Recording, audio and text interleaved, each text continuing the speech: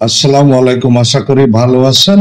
আসলে একটা ভালো খবরই আমি বলবো যে এই সিদ্ধান্তটা আসলে বাংলাদেশ সরকারের আরো অনেক আগে নেওয়া উচিত ছিল। তো এই স্বাধীনতার পর থেকে এতদিনেও আসলে এই সিদ্ধান্তটা কোনো সরকার নিতে পারে নাই, বাট সারা বহির্বিশ্বে যতগুলো উন্নত দেশ আছে সবারই কিন্তু আসলে এই সিস্টেমটা চালু আছে।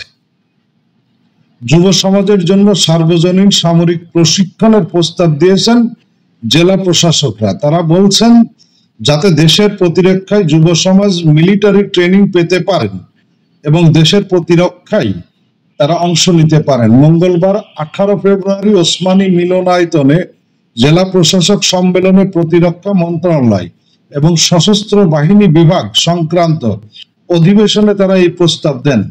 অধিবেশন শেষে প্রধান উপদেষ্টার বিশেষ সহকারী লেফটেন্যান্ট জেনারেল অবসরপ্রাপ্ত আব্দুল হাফিজ সাংবাদিকদের এই তথ্য জানান। ওরিয়েন্টেশন নিয়ে তিনি বলেন, সিভিল মিলিটারি কোঅপারেশন কিভাবে বাড়ানো যায় সে বিষয়ে জেলা প্রশাসকরা প্রশ্ন করেছিলেন।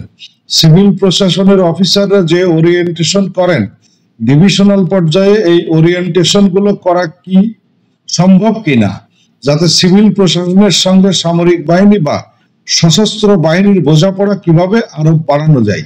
তিনি বলেন, আরো একটা প্রশ্ন ছিল আমাদের যুব সমাজের জন্য একটি ইউনিভার্সাল মিলিটারি প্রশিক্ষণের ব্যবস্থা করা যায় কিনা, সেখানে যুব সমাজের যারা আছেন তারা মিলিটারি ট্রেনিং পেতে পারেন এবং দেশের প্রতিরক্ষায় তারা অংশ নিতে পারেন।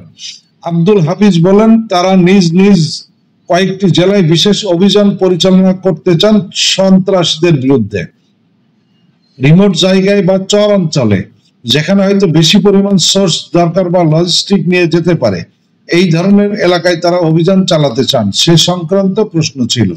তিনি বলেন, বাংলাদেশ নেভির কাছে প্রশ্ন ছিল কিভাবে জাটকা বিরোধী অভিযান বা আমাদের নদীতে যে সম্পদ আছে সেই সম্পদ রক্ষায় তারা আরো কিভাবে ওতপ্রোতভাবে সিভিল প্রশাসনকে সহায়তা করতে পারেন। আমাদের সেনাবাহিনীর জন্য প্রশ্ন ছিল পার্বত্য চট্টগ্রামে কুকিচিন ন্যাশনাল ফ্রন্ট যে সন্ত্রাসী কর্মকাণ্ড পরিচালনা করছে তার কারণে কয়েকটি জেলায় পর্যটন শিল্প ব্যাহত হচ্ছে। এই পর্যটন শিল্প ব্যাহত হওয়ার কারণে সেখানকার ইয়াং জেনারেশন কাজ হারাচ্ছে, চাকরি হারাচ্ছে এবং তারা সন্ত্রাসের দিকে ঝুঁকে যাচ্ছে। সেখান থেকে কিভাবে উত্তরণ করতে পারে সে সংক্রান্ত প্রশ্ন। আব্দুল হাফিজ বলেন, 2-1টি জেলায় অস্ত্র গোলাবারুদ নষ্ট হয়ে গেছে, সেগুলো কিভাবে ধ্বংস করা যায় সেই বিষয়ে প্রশ্ন ছিল। এই ধরনের বেশ কিছু গুরুত্বপূর্ণ প্রশ্ন তারা উত্থাপন করেছিল। তো যাই হোক, আমরা আবার মূল কথায় ফেরত আসি যে আপনি সিঙ্গাপুর বলেন, যেমন সিঙ্গাপুর আমি একেবারে নিজের থেকে দেখেছি যে সিঙ্গাপুরের যারা সিটিজেন আছে তাদের একটা মিলিটারি ট্রেনিং হয়, একটা 18 বছর এবং একটা 21 বছরে। 18 বছরের যে মিলিটারি ট্রেনিংটা হয় সেটা 6 মাসের জন্য সম্ভবত, আর 21 বছরের ওইটা আরো 1 বছরের বেশি আমার জানা মতে।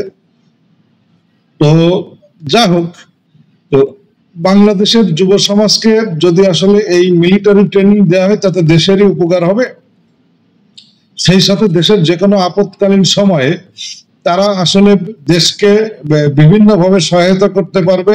সে যে কোনো ক্ষেত্রে মিলিটারি ট্রেনিংটা যে স্পেসিফিক্যালি আসলে যুদ্ধের জন্য এরকম কিছু না, তবে প্রত্যেকের যদি এই ট্রেনিং থাকে যুদ্ধের সময় তো কাজে লাগবে, তাছাড়া দেশের আপৎকালীন সময় যেরকম বন্যা, তারপরে আরো যে সমস্ত প্রাকৃতিক দুর্যোগ আছে সেই সমস্ত ক্ষেত্রে তাদেরকে আসলে নিয়োজিত করা যেতে পারে যদি তাদের এই ট্রেনিং থাকে।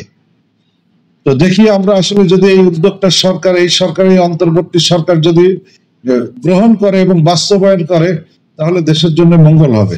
ভালো থাকবেন সবাই।